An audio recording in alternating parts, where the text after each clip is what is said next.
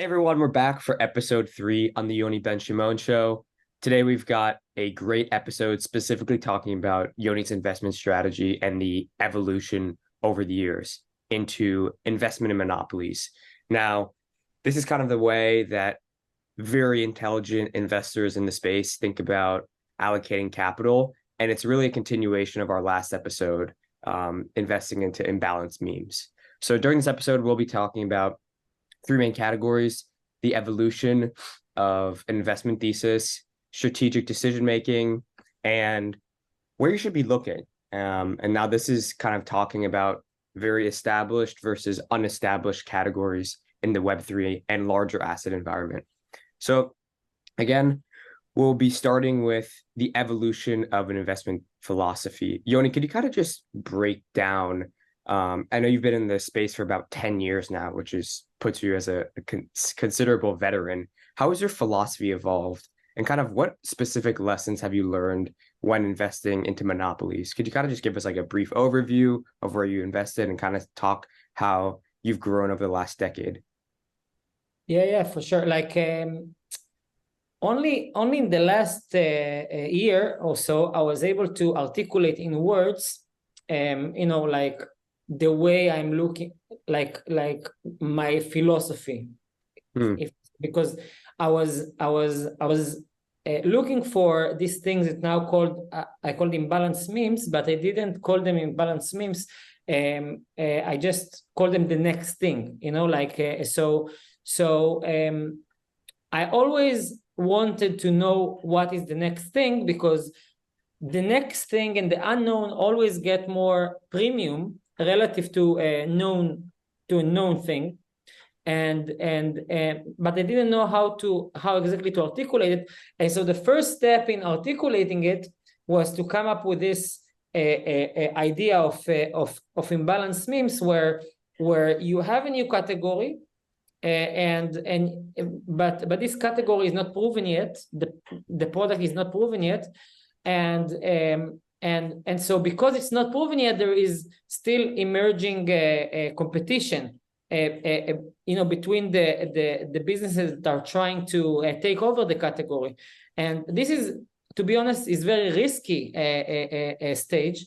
But for someone that want to make it, which is most of us, and want to get the first millions, this is the only place to be, because if you'll invest in a Uniswap, or you'll invest in Aave, or invest in any other category leaders, you'll get probably a little bit of like higher results than ETH. So you'll get like a beta on ETH, like a little bit higher. It's like ETH with a little bit of leverage. That's what you're going to get.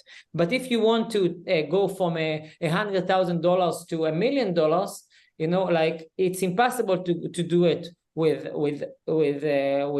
established categories. So I started with only thinking about imbalanced memes, and then I thought, well, the meme that I'm talking about is a category. So let's also think about it in terms of categories. So now, basically, I think that in general there is categories that are lines of businesses, like the flight business, the restaurant business.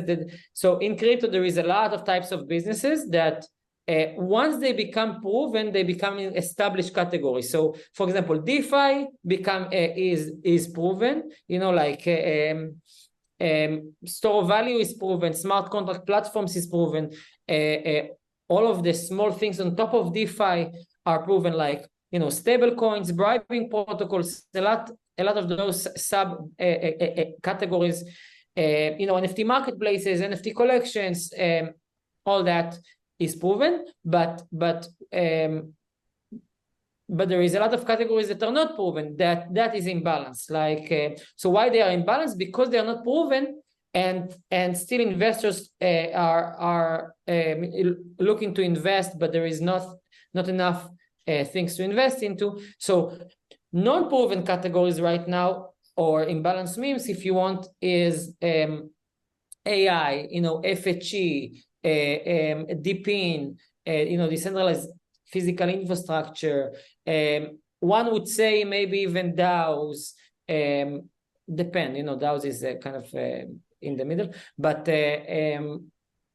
social tokens, music NFTs, like a lot of those things that are not categories yet, because the business model is not proven yet. So that's more or less the distinction that I have, and I think as an investor you need to always look for categories that are not proven yet, because if like it depends what kind of wealth you have. Like if you are above the stage of like $1 million or $2 million, then you can start looking for for established categories, because you want to preserve your capital. But if you are below, you must. But there is also a lot of investors that I know that are in the range of hundreds of millions of dollars, They're still looking.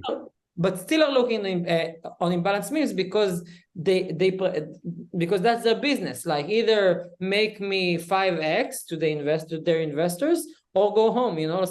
So basically, I believe that I will always look for Imbalanced Memes. Doesn't matter what is the amount of level that I got. Yeah, and I think that's great. I think I can understand especially why more experienced investors also are looking for these smaller plays, specifically as the coins oftentimes have very low correlation with each other, and spreading amongst, a very large portfolio could be really beneficial, especially since you have these 10, 100, 1,000 X's in these baskets. But I think the main question for viewers, and specifically for me, is how do you assess the risk of these things? Obviously, like you've gone into a lot of projects and had some success. Could you walk us through what that process looks like on your end? Like, okay, I found this great project, for example, Celestia, and I think that, these modular blockchains are going to be the wave of the future. How do I know that? How are you building this thesis and also like de-risking it? Yeah, that's a very key question. That's a very key question. Look, the only way to so there is no way to really predict the future. Like there is no free lunches. Like when you are buying into something that is still an imbalanced meme, the market is not established yet. Like let's talk about Celestia. Celestia basically invented the category of data availability or modular blockchains, but we're not sure Celestia will win this category. Like if you look at previous examples of businesses that invented the category and didn't win, you can take an example, Bancor. Like Bancor invented the AMM, and then Uniswap came along and basically, took the lead. I think the same happened with Compound and Aave, but I'm not sure exactly. So basically, when you are looking at emerging categories, there is no winner, and you can do things to basically evaluate which one do you think have a bigger chance based on the popularity, based on the competence of the team, based on the progress, based on the current usage, based on that and that and that. But you cannot really. I mean, one thing that I can think of that is a nice way to kind of decrease the risk is basically the legitimacy of the team. Like usually you can see in a very early stage, if there is a legitimate team and less legitimate team competing, probably the legitimate team will win. Doesn't matter, because technology is the easy part. Like if you look at the Uniswap versus Bancor, Uniswap was backed by Paradigm and so on and so on, and Bancor was a company from Israel that is also good, but it didn't have the same kind of backing and legitimacy behind it. So I would say, like, put only things that you can lose in emerging categories. Don't put all the baskets, try to make like maybe 5 categories. Okay, so let's maybe speak about the types of risks that you are facing here. Yeah. So first, the first risk is that the category will not be a category. Okay, like like in 2018, I created a Beam, which is a privacy coin, and everyone was speaking about privacy coins, blah blah blah. Privacy coin didn't took off. Everyone thought this would be a category, it didn't became a category, so it just died and stayed like small categories. So right now there is categories. So the first risk is that the category itself will not fly. The second risk is that the business that you are betting on will not be leading in the category. Yeah. Right? Yeah. So you need to take both businesses in consideration. But there is also another risk that even if this business is becoming a leader, maybe you'll get fucked by buying at a higher valuation. Because, for example, if like someone is starting at a very high valuation, getting out to the market in a few $1 billion valuation, and the tokenomics are not very good, maybe you lose money because investors from the private rounds will come dump on your head. So it's not.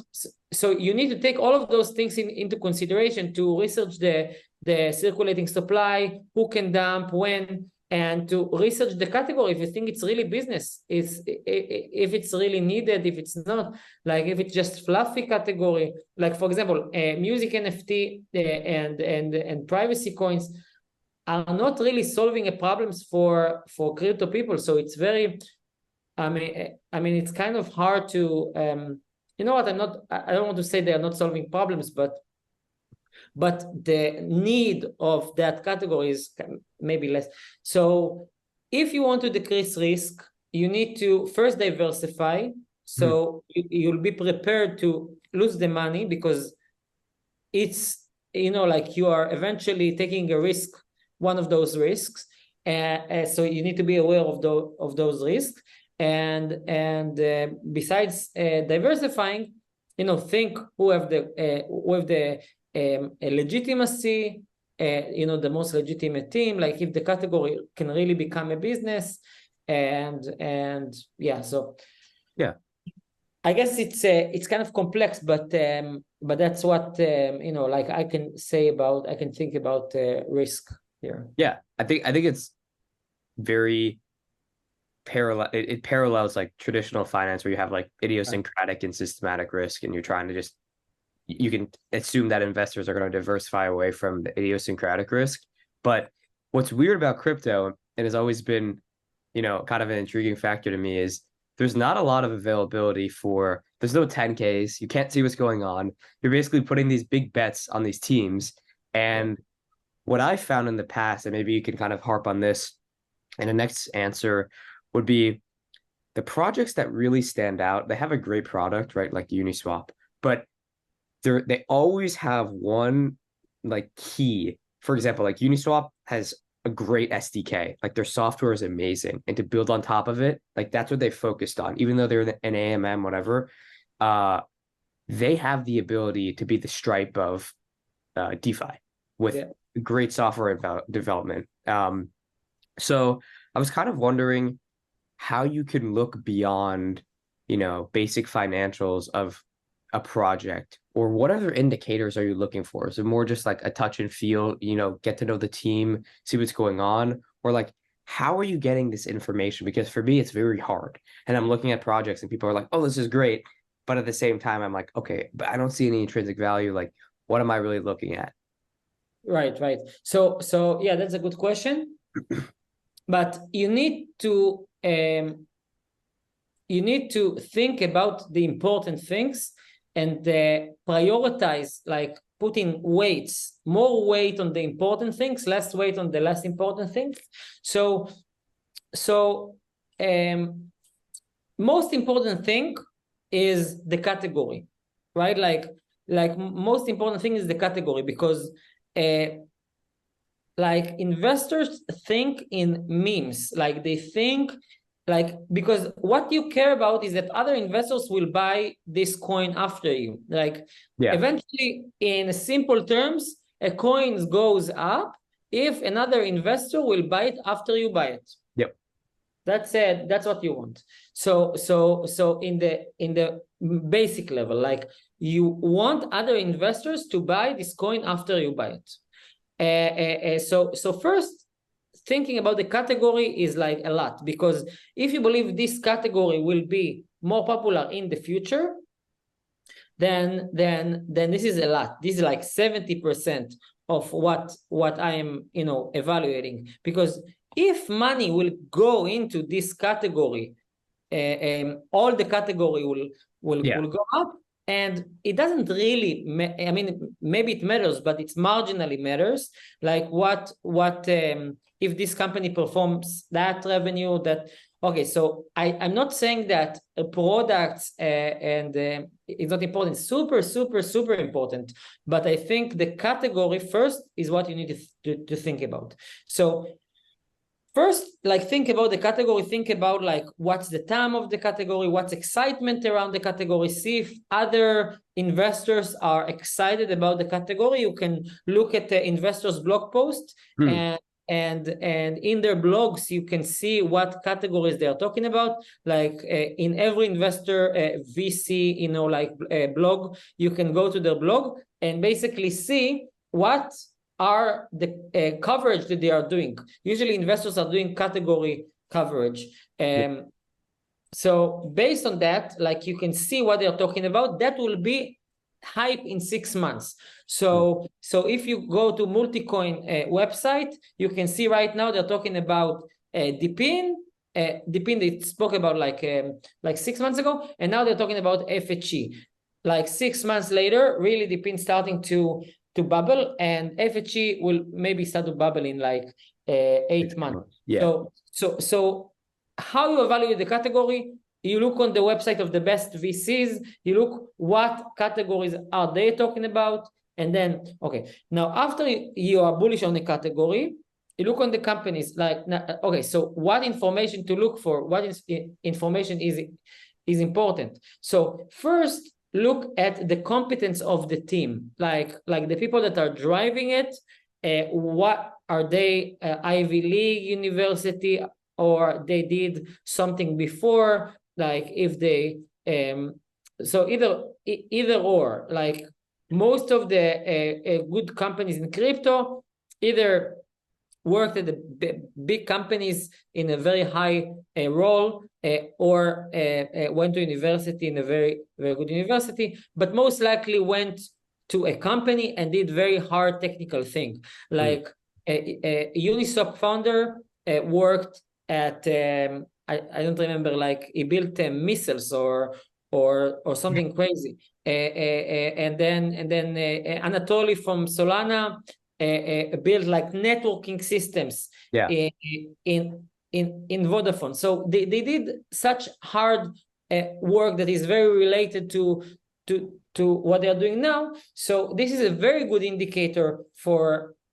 like if they succeed or not. So if you see the so after seeing the category, you see the team, competence of the team. After you see the competence of the team, you see the clout.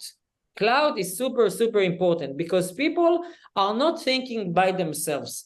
Like they are delegating their thinking to other people. So usually people are looking for indications that other people think is good, and based on what they see, they also think is good or not.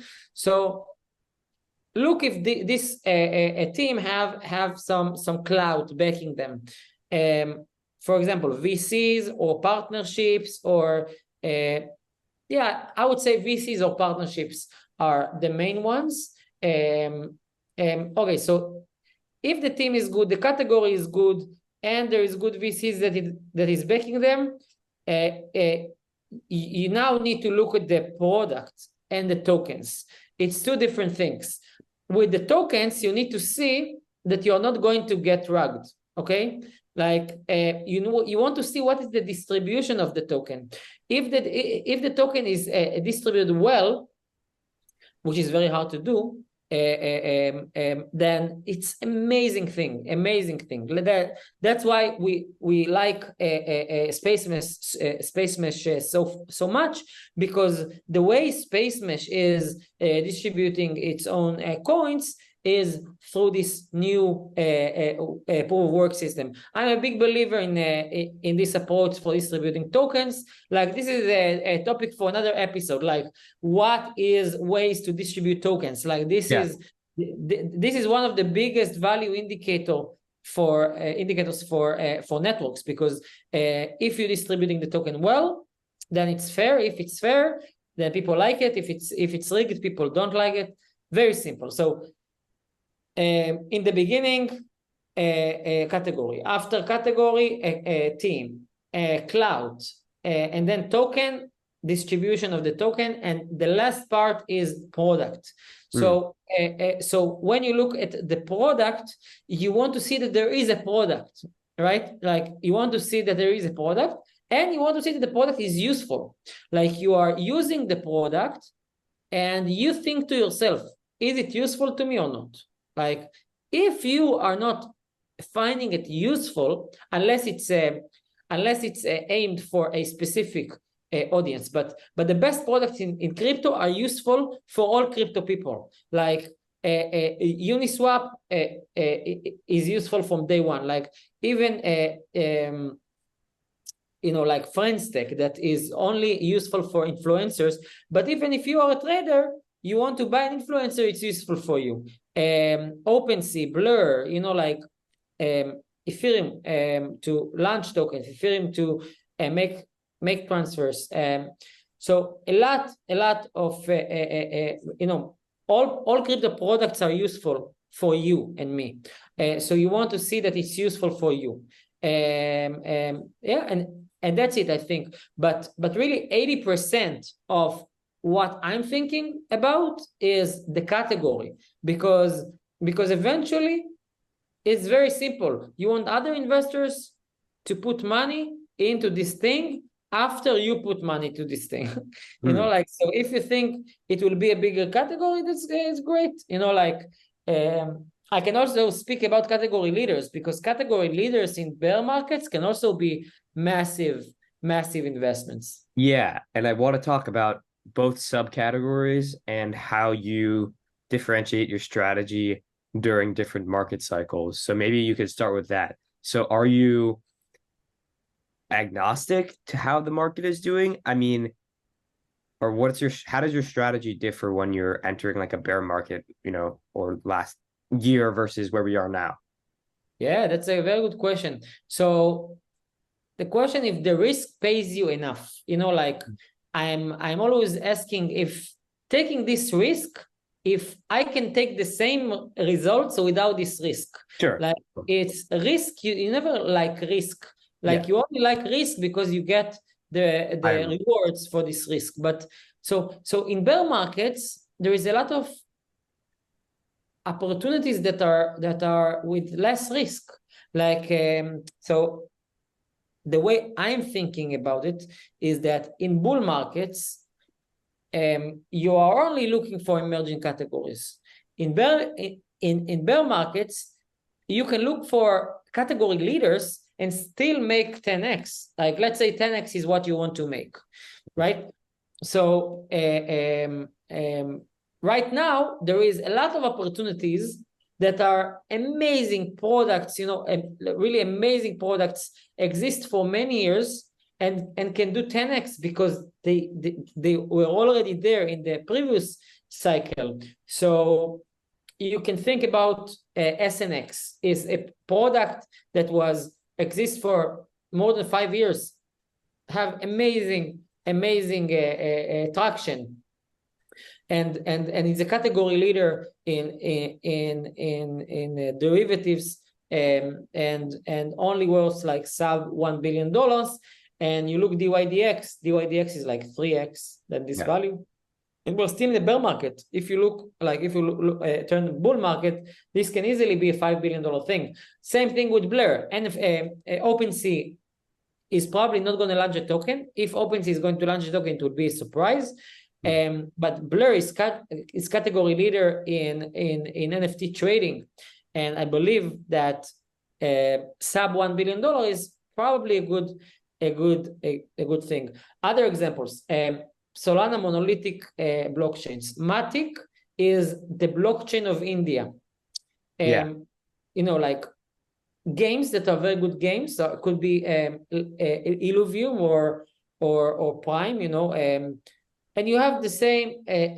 Yes, so in bear markets, I'm also looking a lot at category leaders, because those Arweave, for example, Arweave can be amazing because it's really have a ton of usage, only have $1 billion market cap, and it's kind of category leader in permanent storage. Have much more user than Filecoin. Filecoin is like 5x or 7x. I don't remember exactly, but I think 4x, like bigger in the market cap right now. And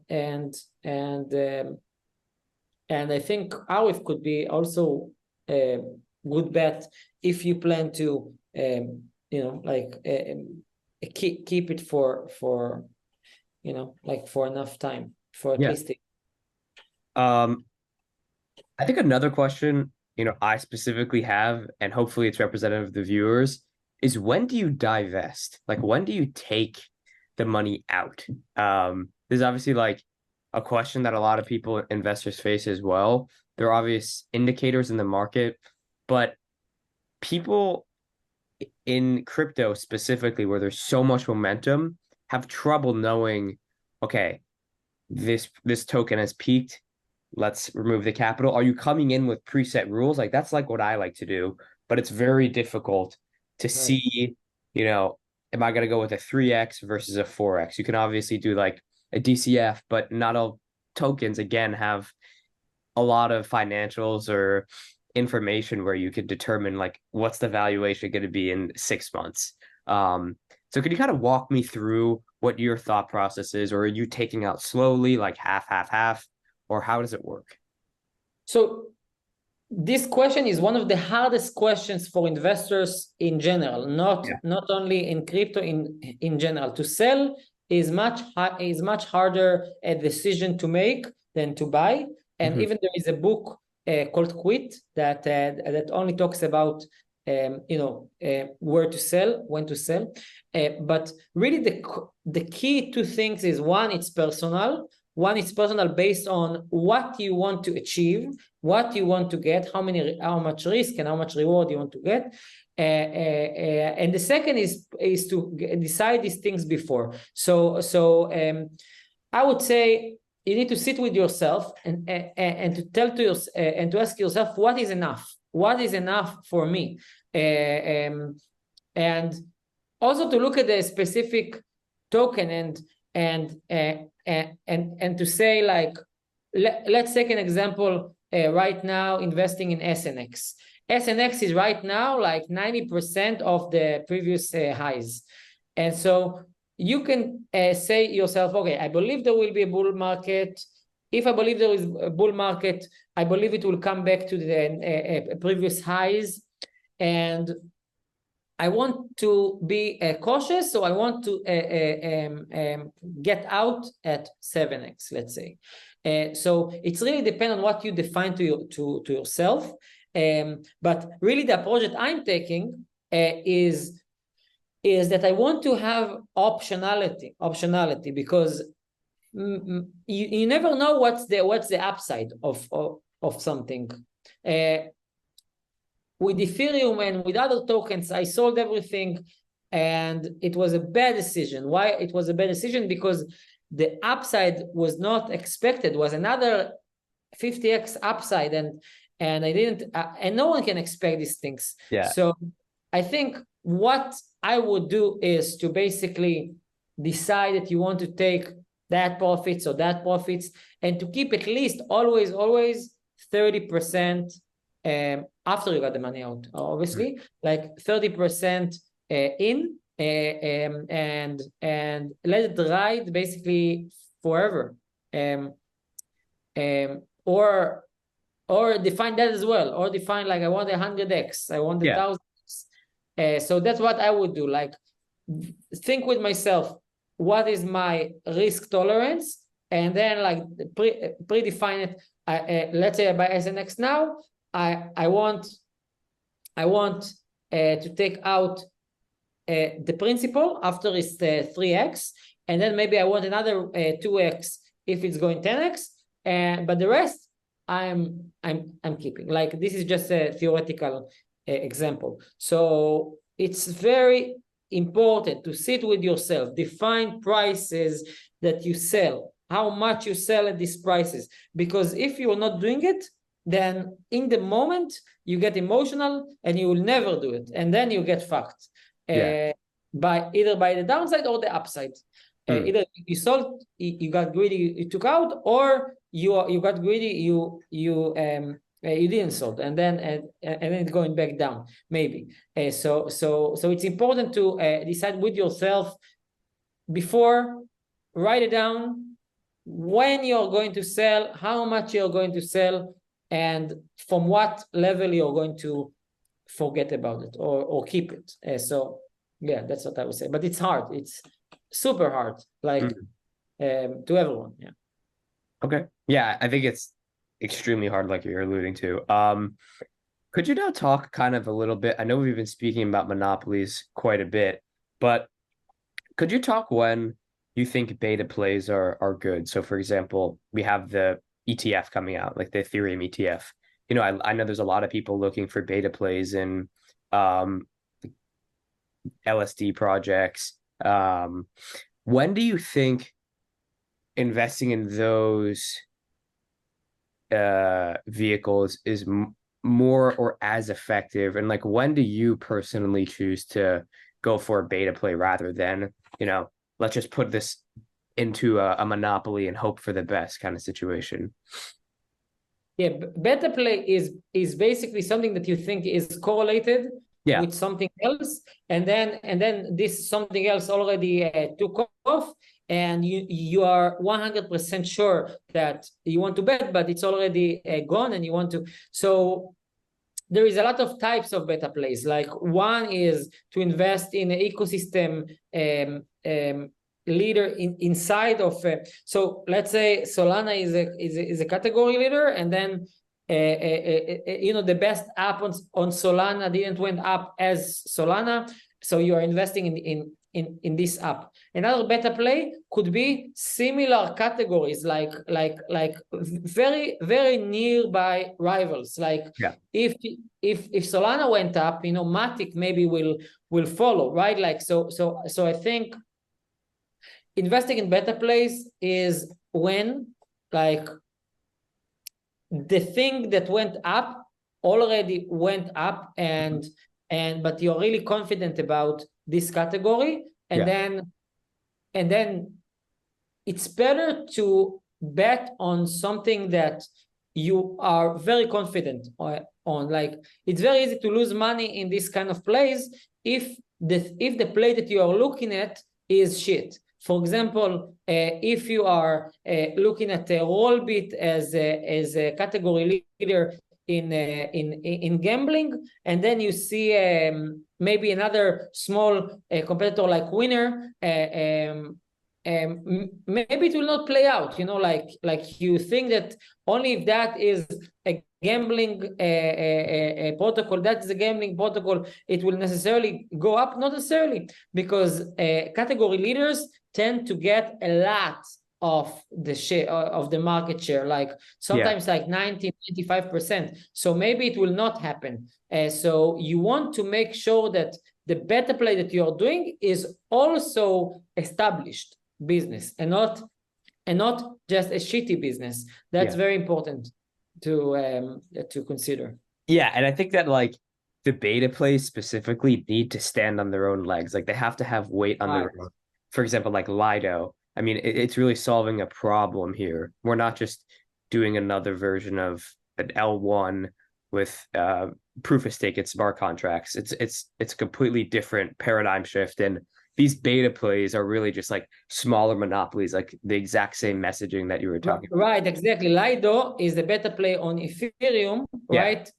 But it really deserves to be a beta play on Ethereum, because it's holding like a lot, like 70% of the Ethereum. It's stupid. Yeah.